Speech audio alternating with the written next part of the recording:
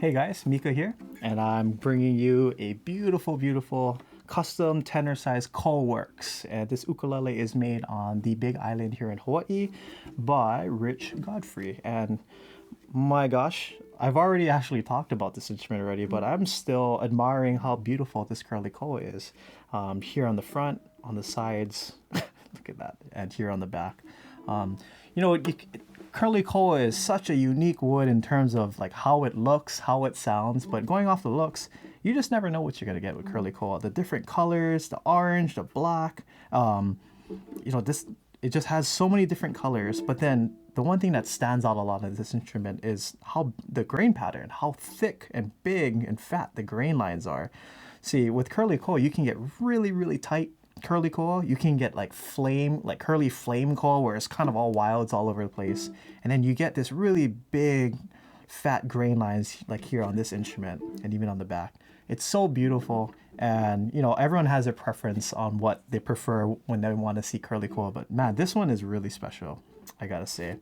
Again, especially with all of the different shades of koa, of the color, the orange, the black, the dark black.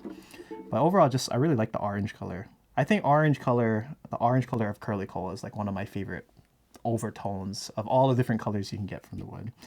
But anyway, what really contrasts nicely with the curly koa is the curly maple, or the curly mango, my bad. Curly mango here, rosette, and then curly mango here on the sides, in the back, and then even here along the sides of the fretboard, the instrument. So very beautiful. It's curly mango. It contrasts very nice. It's curly too, with the wood, with the curly koa.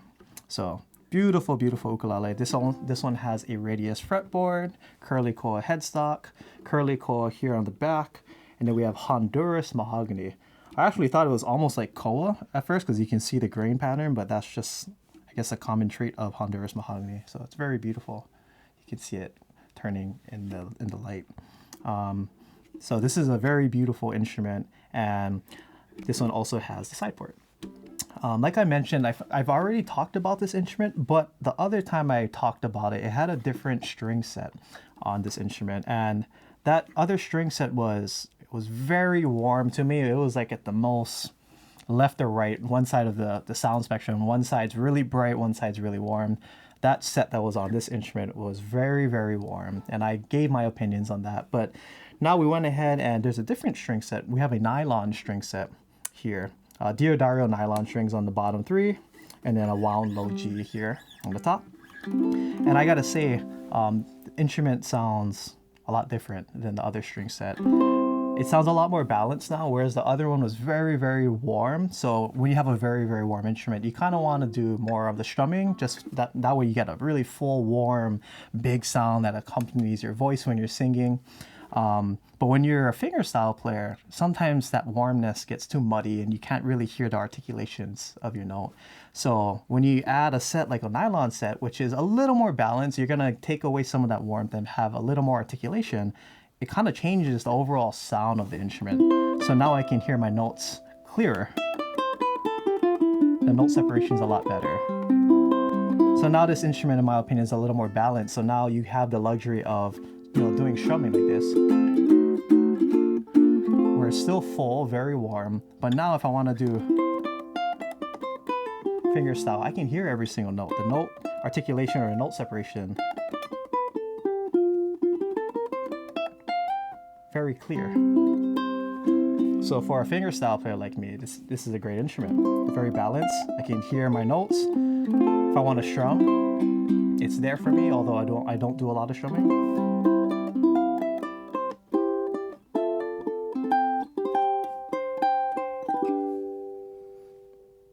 So yeah, I just want to leave off that, strings do make a big difference in my opinion. If you put like a fluorocarbon set, which is kind of the more on the brighter end of the sound spectrum, this instrument again is going to sound very different. It's going to be more, I think, for fingerstyle because you're going to be taking more of the warm sound away and get more of the highs.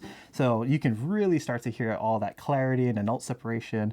But then when you strum it, it sounds maybe a little hollow. It doesn't sound as full as when you have like a nylon set or the other string set that was very warm. So just knowing what different types of strings, whether it's like it's a Nile gut string like Aquila's, or it's a nylon string set or a fluorocarbon string set, if you guys do your research and see how different strings have different sound qualities, then you can better look out of what you want to hear from your instrument. Whether you're a strummer, you want maybe a nylon set, or if you really like picking or doing fingerstyle, then maybe you can try a fluorocarbon set. But again, yeah, this one has the nylon set and it just sounds a lot different, or it sounds more balanced than the other set. I think it was like a gut string set, which is very, very warm. So anyway, here is a sound sample. And I shall improvise for you folks. So here we go.